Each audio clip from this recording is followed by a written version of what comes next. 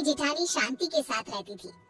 दिखाने को दोनों देवरानी जेठानी एक दूसरे से बहुत प्यार करती थी, लेकिन देवरानी जेठानी के बीच की लड़ाई उन दोनों के अलावा अगर कोई जानता था तो वो थे उनके पति। उन दोनों में हमेशा ही लड़ाई होती रहती थी, कभी खाने को लेकर तो कभी कपड़े को लेकर। ऐसे ही एक दिन सुष्मिता का पति वरुण अपनी पत्नी और अपनी भाभी शांति से कहता है, सुष्मिता भाभी और भैया, मैं सोच रहा था कि इस घर में एक नौकर रख लेते हैं, क्योंकि इस बड़े से घर में मेरी भाभी माँ और मेरी प्यारी पत्नी के अलावा और कोई नहीं रहता। इस घर की सफाई करने में इन दोनों का कितना समय बीत जाता है, ये हमारे लिए खाना कैसे बना पाएंगे। तो मैं सोच रहा हूँ कि इस घर में एक नौकर को ले आता हूँ। वरुण, आइडिया बुरा नहीं है, लेकिन इन दोनों का झगड़ा देखकर मुझे लगता है कि हमें 2 नौकर रखने चाहिए।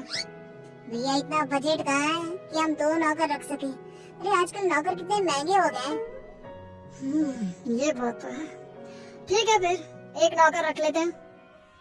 हाँ, इस घर में नौकर ले आओ, लेकिन एक नहीं 2, क्योंकि जो नौकर मेरा काम करेगा, मैं नहीं चाहती कि वही नौकर मेरी जेठानी का भी नौकर बनकर रहे। हाँ, मैं भी नहीं चाहती कि मेरा नौकर तेरा काम करे। हाँ, तो कह दीजिए ना जेठ जी को कि आपके लिए भी नौकर ले आए वो। हाँ, मेरा पति मेरे लिए नौकर तो ले ही आएगा ना, क्यों नहीं लाएगा। इस तरह दोनों के बीच एक बार फिर से झगड़ा हो जाता है। ये देख वरुण और विक्रम उन दोनों की लड़ाई में ना पड़ते हुए अपने अपने काम पर निकल जाते हैं, और काम पर जाते जाते दोनों भाई आपस में एक दूसरे से बात करते हैं। भैया, अगर यही हाल रहा तो हम लोगों को कभी भी खाना समय पर नहीं मिलने वाला। हाँ, तुम सही कह रहे हो वरुण, इसलिए आज शाम को ही हमें एक नौकर का बंदोबस्त करना होगा। इस तरह विक्रम और वरुण अपने काम पर चले जाते हैं, तो वहीं दूसरी तरफ सुष्मिता और शांति की बहस होती रहती है। वो दोनों अपनी बहस में इतनी मगन हो जाती हैं कि उन दोनों को पता ही नहीं चलता कि कब समय बीत चुका है। ऐसे ही शाम हो जाती है, और शाम के वक्त जब डोरबेल बजती है, सुष्मिता दरवाजा खोलती है। उसके सामने वरुण और विक्रम के साथ एक नौकर दिखता है। उस नौकर को देखकर सुष्मिता वरुण से कहती है, अरे वाह वरुण जी, आप तो आज सुबह नौकर की बात कर रहे थे, और देखो शाम को आप नौकर भी ले आए अपने साथ। पति हो तो ऐसा, वरना ना हो। सुष्मिता की बातें सुनकर शांति का गुस्सा 7वें आसमान पर पहुंच जाता है, जिसके बाद वो अपने पति के ऊपर चिल्लाते हुए कहती है, अजी आप क्यों नहीं लेकर आए? आपको दिखाई नहीं देता मैं कितनी थक जाती हूँ। अरे भाग्यवान, इस नौकर को मैं और वरुण हम दोनों ही लाए हैं। श्यामलाल किसी एक की चाकरी नहीं करेगा, बल्कि वो पूरे घर की सेवा करेगा। हाँ भैया, बिल्कुल ठीक कह रहे हैं। श्यामलाल, किचन ऊपर है, जाकर खाना बना दो। ठीक है साहब। श्यामलाल किचन में जा ही रहा था कि तभी शांति उसे रोकते हुए कहती है, अरे श्यामलाल, पहले तुम मेरा और विक्रम जी का खाना बना देना। इन दोनों को क्या है, इन दोनों का आराम से बनाते रहना, क्योंकि ये लेट नाइट्स होता है। ठीक है मैम साहब। अरे ऐसे कैसे? श्यामलाल, पहले तुम मेरा खाना बनाओगे। बेचारा श्यामलाल उन दोनों की बात में फंस जाता है। वो सर पर हाथ रखकर बैठ जाता है, क्योंकि उसे समझ में नहीं आ रहा था कि पहले किसका खाना बनाया जाए। ये देख अब विक्रम श्यामलाल का समय फिक्स कर देता है, और अपने समय अनुसार श्यामलाल अपना काम करता है।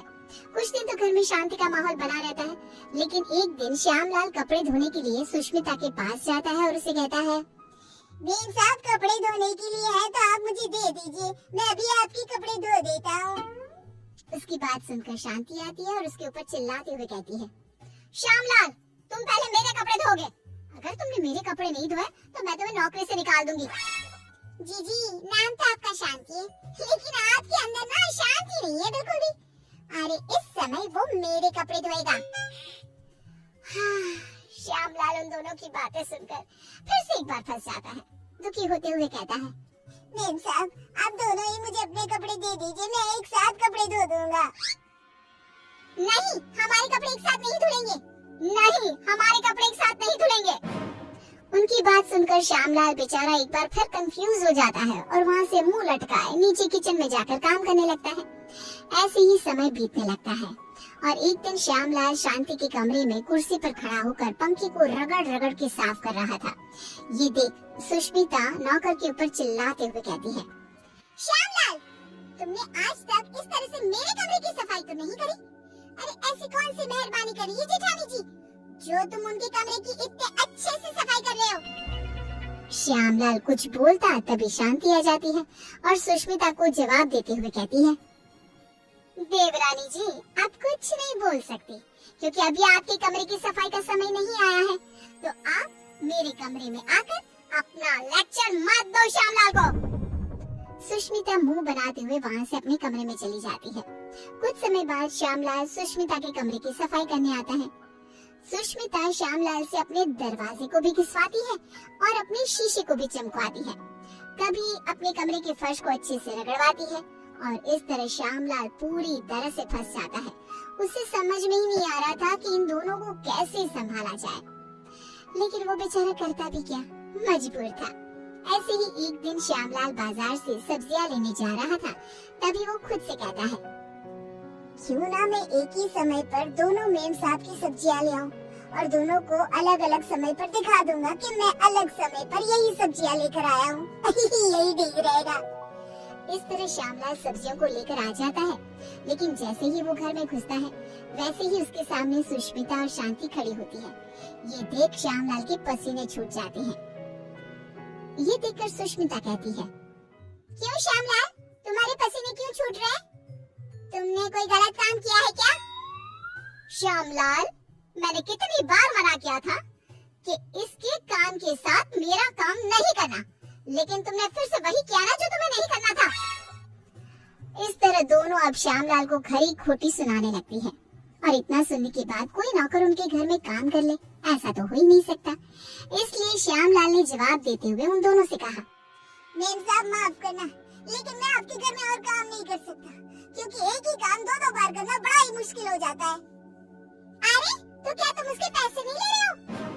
उसकी ये बात सुनकर बेचारा श्यामलाल चुप हो जाता है और ना चाहते हुए भी उन दोनों का काम करना पड़ता है।